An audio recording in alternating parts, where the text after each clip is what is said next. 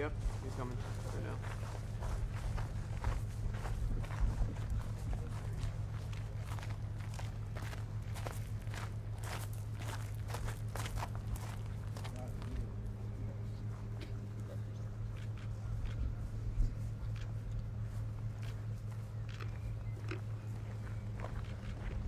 Good evening, everyone. First, I want to express our condolences on behalf of Jill and I to Her Majesty Queen Elizabeth II, the entire royal family, and the people of the United Kingdom. Today would have been Prince Philip's 100th birthday. And I know there are a lot of people feeling his absence today.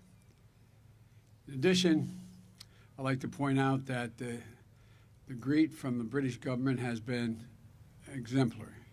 We've had a good first full day here in the UK. Prime Minister Johnson and I had a very productive meeting. We discharged and discussed a broad range of issues on which the United Kingdom and the United States are working in very close cooperation. We affirmed the special relationship, as is not said lightly, the special relationship between our people. And we renewed our commitment to defending the enduring democratic values that both our nations share, that are the strong foundation of our partnership. 80 years ago, Prime Minister Winston Churchill and President Franklin Roosevelt signed an agreement known as the Atlantic Charter. It was a statement of first principles, a promise that the United Kingdom and the United States would meet the challenges of their age and they would meet it together. Today, we build on that commitment with a revitalized Atlantic Charter, updated to reaffirm that promise while speaking directly to the key challenges of this century: cybersecurity, emerging technologies, global health, and climate change. We discussed our common goals for driving ambitious global action to address the climate crisis. And the Climate Leaders Summit that I hosted in April was in part about helping drive forward the momentum toward the critical COP26 that the UK will host in Glasgow later this year. We talked about the shared sacrifices our service members have made, bravely serving side by side in Afghanistan for close to 20 years. The UK was with us from the start, as they always are, equally committed to rooting out the terrorist threat. And now we're coordinating our withdrawal together. And of course, we talked about how our two nations can together lead the global fight against COVID-19. That's been a major focus of the G7 under British leadership, particularly in focusing and coordinating our resources to help vaccinate the world. And tonight, I'm making an historic announcement regarding America's leadership in the fight against COVID-19. America knows firsthand the tragedies of this pandemic. We've had more people die in the United States than anywhere in the world. Nearly 600,000 of our fellow Americans, moms, dads, sons, daughters, brothers, sisters, grandparents, more deaths from COVID-19 in the United States than from World War I, World War II, the Vietnam War, and 9/11 combined. We know the tragedy. We also know the path to recovery. The United States has now vaccinated 64% of our adults with at least one shot. Just 4.5 months ago, we were at only 5% with one shot. It took a Herculean effort on the part of our government to manage one of the biggest and I would say most complicated logistical challenges in our history. It took the ingenuity of scientists, building on decades of research to develop a vaccine. It took the full capacity of American companies manufacturing and delivering the vaccines around the clock. And as a result, we have the lowest number of daily deaths since the first day of this pandemic. Our economy is rebounding. Our vaccination program has already saved tens of thousands of lives, with that count growing each day, and has allowed millions of Americans get back to living their lives. And from the beginning of my presidency, we've been clear-eyed that we need to attack this virus globally as well. This is about our responsibility, our humanitarian obligation to save as many lives as we can, and our responsibility to our values. We value the inherent dignity of all people. In times of trouble, Americans reach out to offer help and offer a helping hand. That's who we are. And when we see people hurting and suffering anywhere around the world, we seek to help as best we can. That's why under both Republican and Democratic presidents, the United States has made transformative commitments to bolster global health. Commitments under President Bush like PEPFAR, which changed the global fight against HIV/AIDS. And in this moment, our values call on us to do everything that we can to vaccinate the world against COVID-19. It's also in America's self-interest. As long as the virus rages elsewhere, there is a risk of new mutations that could threaten our people. We know that raging COVID-19 in other countries holds back global growth, raises instability, and weakens governments. And as we've seen in the United States, with evidence clear day by day, the key to reopening and growing economies is to vaccinate your people. Our vaccination program has helped the American economy begin to recover from the worst economic crisis in a century. Over 2 million new jobs created just in the last 4 months since I've become president. An historic decline in long-term unemployment. Businesses reopening, and a projected economic growth of 6.9%, the fastest in nearly 4 decades in America. Just as the American economy is recovering, it is in all of our interest to have the global economy begin to recover as well. And that won't happen unless we can get this pandemic under control worldwide. That's why, as I said in my address to the joint session of Congress in April, America will be the arsenal of vaccines in our fight against COVID-19, just as America was the arsenal of democracy during World War II. Over the past 4 months, we've taken a number of steps toward this historic effort.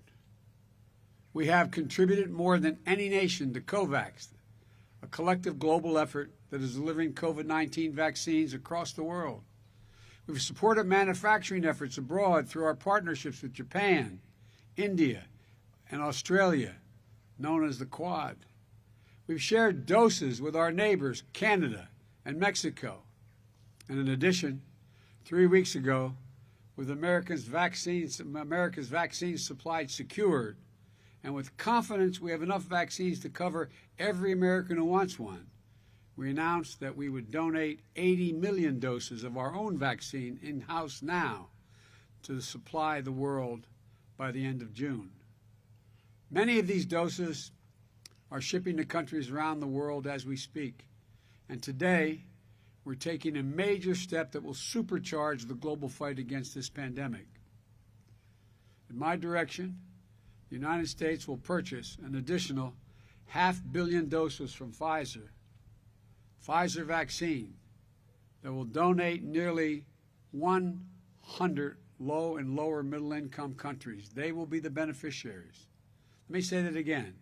The United States will purchase 500 million doses of Pfizer's COVID-19 vaccine to donate to nearly 100 nations that are in dire need in the fight against this pandemic. That's a historic step. The largest single purchase and donation of COVID-19 vaccines by any single country ever. Importantly, this is the mRNA vaccine, which has proven to be extremely effective against COVID-19 and every known variant of that virus thus far. These 500 million vaccines will start to be shipped in August, as quickly as they roll off the manufacturing line. 200 million of these doses will be delivered this year, 2021, and 300 million more will be delivered in the first half of 2022. Let me be clear. Just as with the 80 million doses we previously announced, the United States is providing these 500,000 doses with no strings attached. Let me say it again, with no strings attached. Our vaccine donations don't include pressure for favors or potential concessions. We're doing this to save lives, to end this pandemic. That's it, period. I also want to thank Albert Bourla, Pfizer's CEO and chairman, for joining me today. We've gotten to know each other over the last few months. He and I and his entire team have really, he's really stepped up at this critical stage in our fight against the pandemic. And the plan is for 500 million doses that we'll be sending around the world to be produced in the United States, including at Pfizer's manufacturing plant in Kalamazoo, Michigan. 80 years ago, not too far from that plant in Kalamazoo, in the Detroit area, American workers built tanks and planes and vehicles that helped defeat the global threat of fascism in World War II. They built what became known as the arsenal of democracy. Now, a new generation of American men and women, working with today's latest technology, is going to build a new arsenal to defeat the current enemy of world peace, health, and stability, COVID-19. Albert was gracious enough to welcome me to Kalamazoo plant back in February. It's incredible, the ingenuity, the care, the safety that goes into every single dose as I toured the entire plant. Most of all, when you're there, you feel the pride of every worker there feels, how the pride they feel in what they're doing. I've been to a lot of plants. I've worked, I'm a big union guy. I've been doing it my whole career. But you could see the looks on their faces. They were proud. I mean it sincerely, they were proud of what they were doing. They knew what they were doing. American workers will now produce vaccines to save lives of people in Africa, Asia, Latin America, and the Caribbean. People they will never meet and have never met. Places they've never visited and probably won't have an opportunity to. But lives saved all the same, thanks to American leadership, American workers, hard work, and values. Let me close with this. This is a monumental commitment by the American people. As I said, we're a nation full of people who step up at times of need to help our fellow human beings, both at home and abroad. We're not perfect, but we step up. Well, we're not alone in this endeavor. That's the point I want to make. We're going to help lead the world out of this pandemic, working alongside our global partners. Under the UK chairmanship of the G7, democracies of the world are posed to deliver as well. This U.S. contribution is the foundation for additional coordinated efforts to help vaccinate the world. The British government, the Prime Minister, has led a strong campaign to get people vaccinated across the UK. And I'm grateful they're making their own generous donation. Tomorrow, the G7 nations will be announcing the full scope of our commitment, our meaning the G7. And I want to thank all of my G7 partners for stepping up to recognize our responsibility to meet the moment. I'm looking forward to working with my counterparts on these efforts in the coming days and much more. One final point I want to make clear. This is not the end of our efforts to fight COVID-19 or vaccinate the world.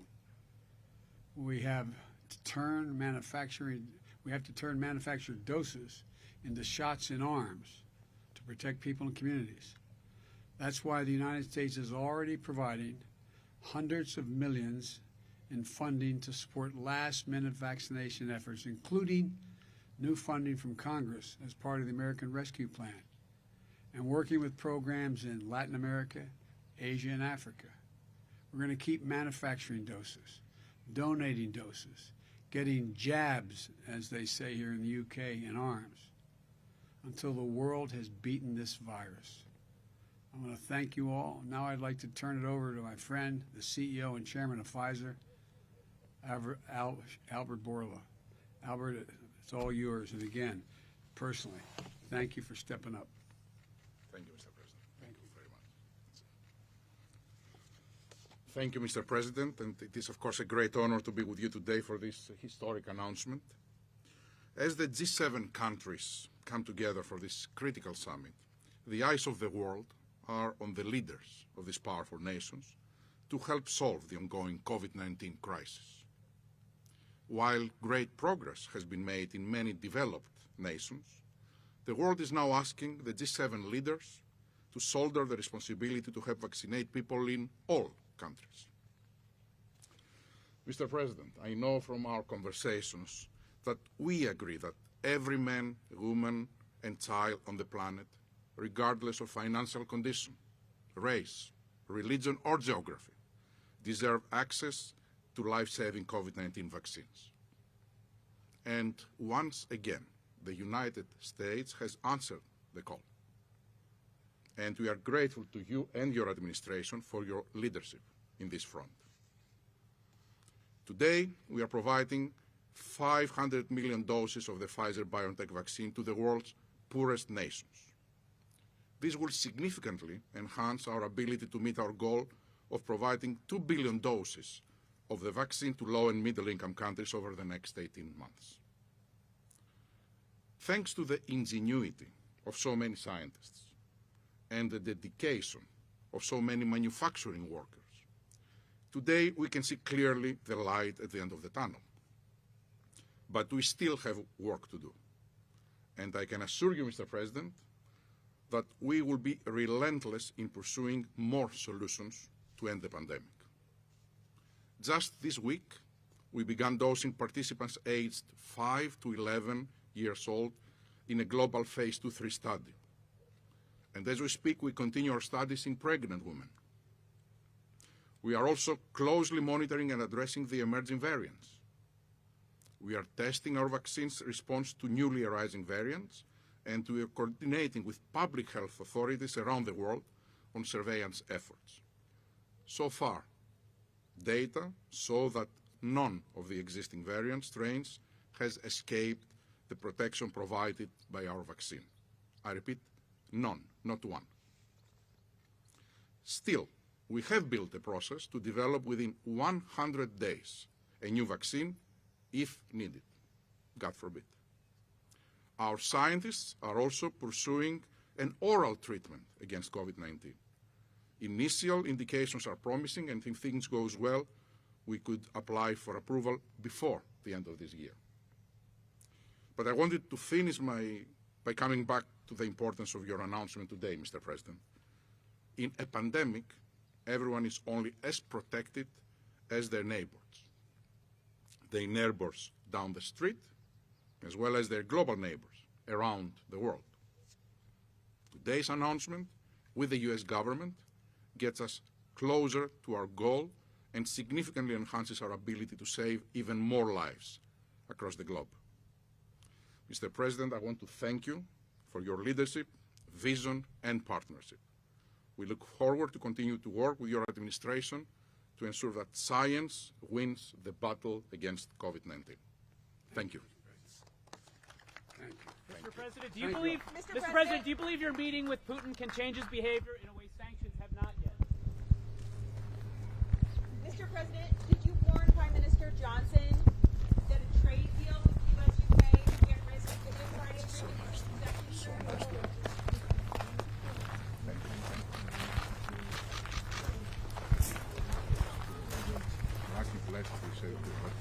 Thank you very much. Oh, I would have missed it.